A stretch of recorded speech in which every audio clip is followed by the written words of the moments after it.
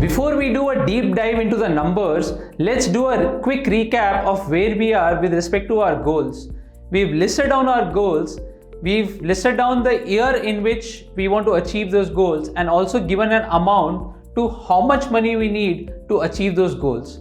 After that, we've segregated our goals into short term and long term. The reason being, all the money that we need to invest to achieve our short term goals will be invested in a low risk, low return product like debt, so that we have the money available when we need it, and all the money that we need for our long term goals, or rather a mix of various asset classes, is where we invest our money for the long term goals.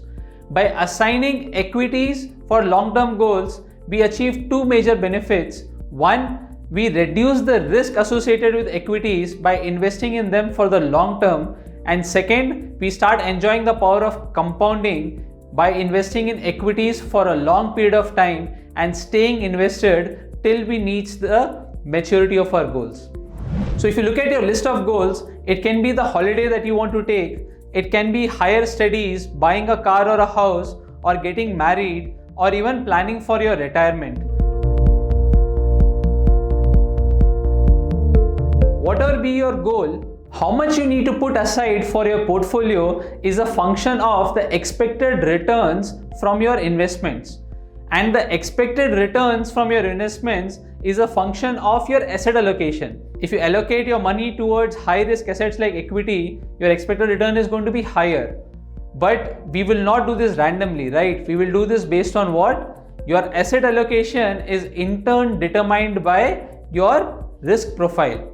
If you look at the risk profiles that we had, ranging from aggressive to a defensive profile, the mix of debt and equity determines the final returns that you make as an investor when you invest your funds based on these risk profiles. So aggressive investor has an expected rate of return of 14.3%, whereas a defensive investor will have an expected rate of 8.7%.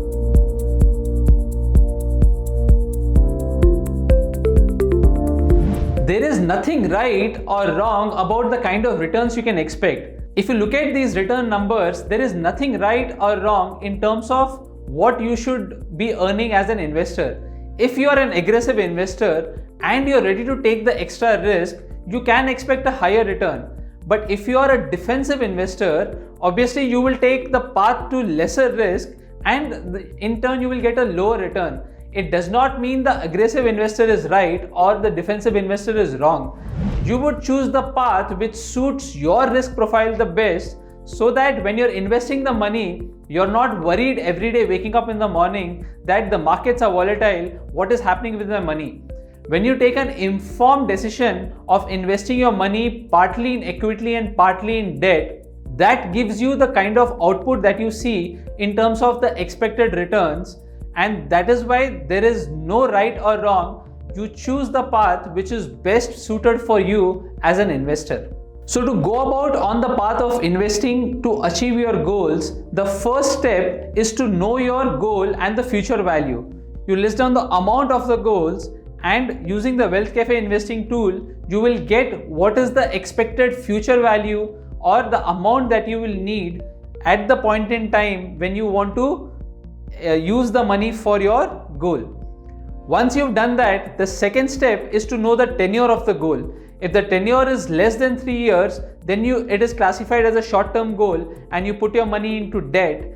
And if the tenure is more than 3 years, then it classifies as a long-term goal and you put your money in a mix of debt and equity, and the mix is in turn determined by your risk profile in terms of how much of it goes into debt and how much goes into equities. Once you've done these two steps, the third step is to check if you have an existing investment which you can assign for the goals, and if that money is enough to meet your goals, then that particular goal is more or less achieved for you because you've set aside existing savings that you have for that goal. Then you're able to meet your goal. If you do not have enough existing investments, then you will have to see how you're going to invest to achieve your goal. When there is a shortfall of money for achieving any particular goal, there are two ways in which you can assign funds to be able to accumulate the money required for your future goals. One is in the form of a systematic investment which can be done on a monthly basis, especially if you are a salaried person. You have your inflows every month, you have your expenses every month, and you're also saving money every month.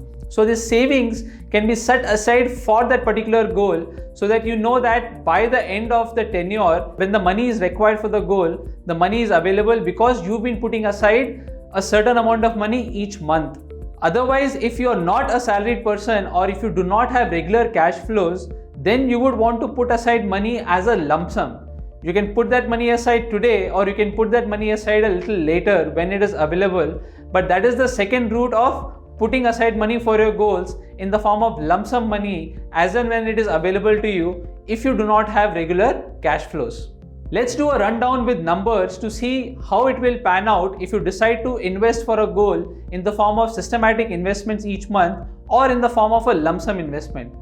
Let's take the example of our investor Kabir, who wants to put aside a lump sum amount to achieve his future goal. He has a goal wherein he needs an amount of 10 lakhs in 5 years of time. He's done his risk profiling, and that came up with a profile of being a balanced investor, as a result of which he will invest 50% of money in equity and 50% in debt. If he wants to put aside a lump sum amount today, so that at the end of 5 years he has 10 lakh of rupees, if you use the present value function in Excel, it will give you an amount of 5.8 lakhs, which if invested today for a period of 5 years, as per his risk profile of 50% debt, 50% equity, at an expected return of 11.5%, he will land up with an amount of 10 lakhs at the end of 5 years. If you look at the second option, where instead of putting a lump sum amount, if Kabir was to invest a certain amount of money every month,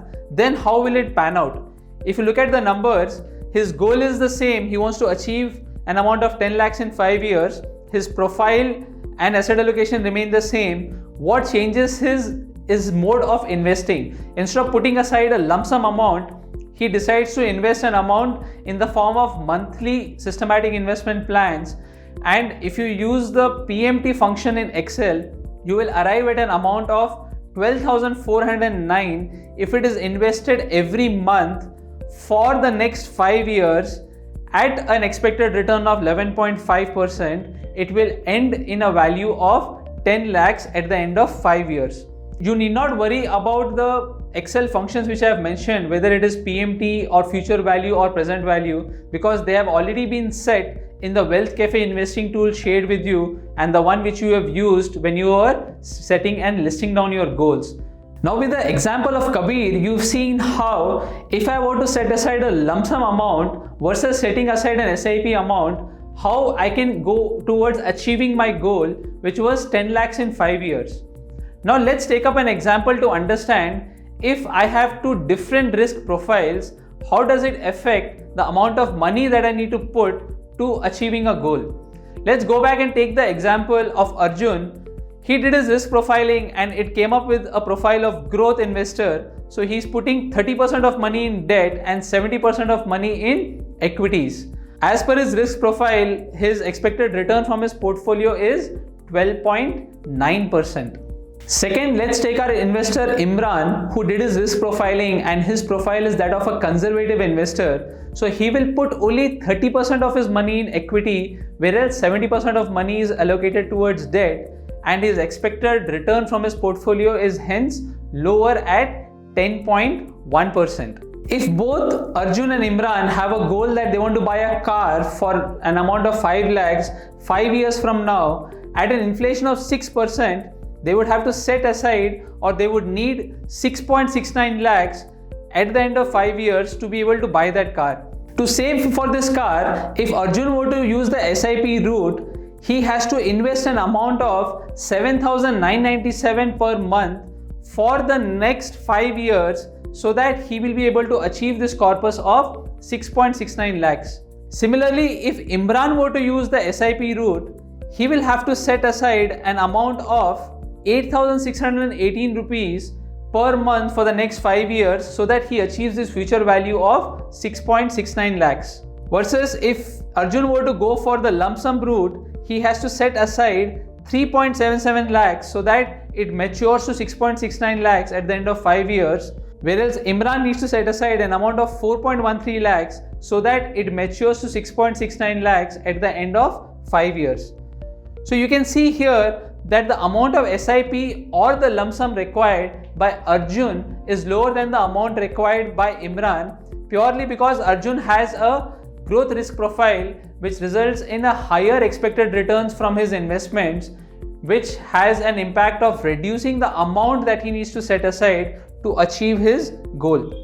Let's take another example of where both of them want to buy a house and they want to set aside 75 lakhs and they need the house after 10 years. The future value of the house would be 1.34 CR, which is the amount they would need at the end of 10 years. If Arjun was to use the SIP route, he would have to set aside 55,366 every month so that he has a corpus of 1.34 CR after 10 years. Whereas if Imran uses the SIP route, he has to set aside 65,195 per month.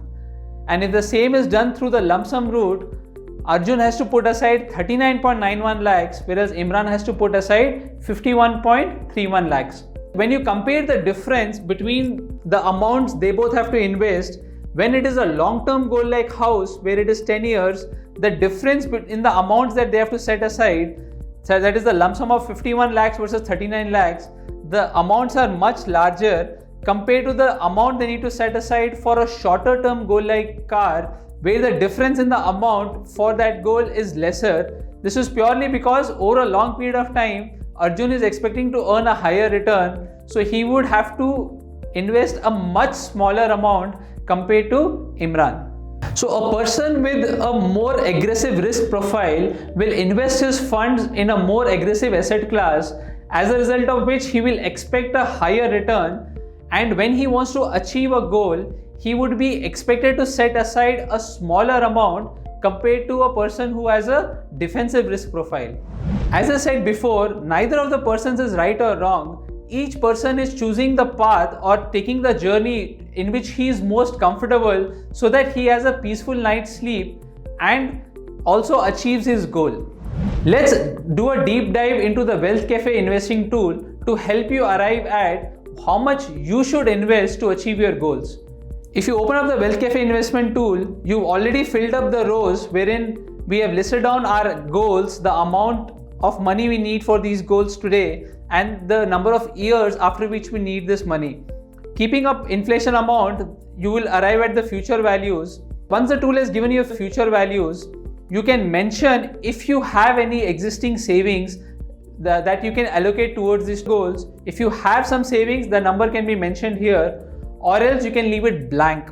If you leave it blank, the tool is going to help you arrive at the amount required to achieve the full value of the goal, because you do not have any savings that you've assigned for this particular goal.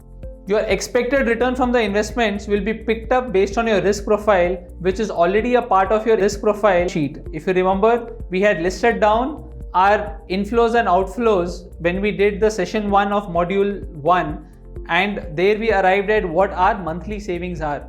Your risk profiling was done when you completed session 1 of module 3, and based on that you arrived at what is your expected return from your investment portfolio. So that number gets plugged in here in terms of your expected return from investments, and what you get as a result is how much you must put aside on a monthly basis as an SIP so that you are able to achieve your goal, or how much you must put aside as a lump sum today so that you achieve your future value of your goal. If you sum up the total amount which is required to achieve all your goals, what you need to do is do a comparison of the total amount required to achieve your goals and compare it with the amount of savings that you have today, and then figure out if there is a gap and how that gap can be met. We'll discuss about this in further detail when we run you through a sample financial plan from the beginning to the end in our module 4 of the course. I hope this exercise of listing down your goals and assigning a number to them, and then finally figuring out how much you should invest so that you achieve your goal, has got you super excited. Because when you assign a number to the goal, you are actually taking a step towards reality and you know exactly what you need to do to achieve that goal. What is left for you to do is actually take the steps of putting the money aside and then investing it as per your asset allocation, and then as time passes you will see the money being put together, growing into a corpus, and that corpus will then be used to achieve your goals. In this session you have also seen how the various concepts we've talked about come together and stitch a story for you to help you make that investing decision. So tomorrow when you have money, instead of going out and asking someone where I should put the money, you go back and look at your goals and see, is your money to be used for a short-term or a long-term goal? And if it's for a short-term goal, what are the kind of debt investments or debt products I can look at? If it's for a long-term goal, where should I put my money? It is in a mix of my debt and equity, which is arrived at based on my asset allocation, which again is a function of my risk profile. And what we've also learned is there is no right path to achieving your goal and there is no wrong path. Each investor takes a path which is best suited for him, best suited for his risk profile, and that is why this term personal finance is very true to what it is. It is extremely personal to each of you. And by letting your goals dictate your investment decision, you are actually putting into action the very reason why you're saving money every day and putting aside. Why? Because we want your investments to grow and grow to achieve your goals. And by letting your goals dictate your investment decisions, you are put on the right path instead of making investment decisions based on random factors based on people around you advising you as to what you should do with your money. What you do with your money is to be dictated by your goals, and that way you know you're on the right path and you also know exactly what you're doing with your money and why you're doing it. And once you know that, that is when you can call yourself as a pro investor. While we've talked a lot about goals, we want to dedicate one session purely on one of the most important goals which each and every person would have, that is the retirement goal. And that is what we will discuss in our next session.